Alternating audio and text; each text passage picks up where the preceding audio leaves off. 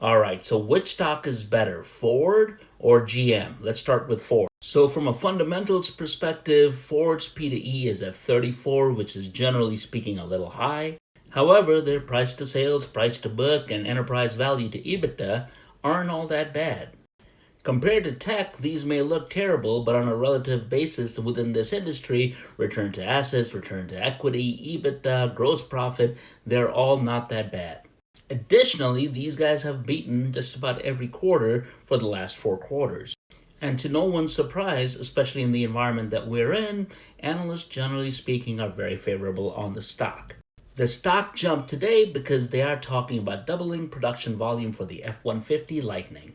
That's enough on Ford. Let's switch to GM. Relative to Ford, GM is a better deal based on their price to earnings ratio. Relative to Ford, GM has better return on assets, return on equity, gross profit, as well as EBITDA. Now, unlike Ford, though, these guys did miss on estimates about 2 quarters ago. But with that said, there were justifiable reasons for it. Now, these guys are experiencing lower revenue quarter over quarter, but some of that may have to do with the supply chain related issues that we've talked about in other videos. And analysts are slightly more favorable on GM relative to Ford. So which one's better?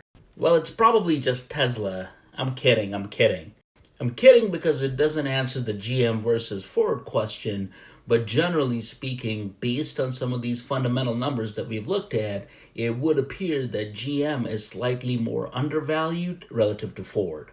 GM, though, is slightly behind the 8 ball as they just today announced that they would be revealing or debuting their Chevy Silverado truck.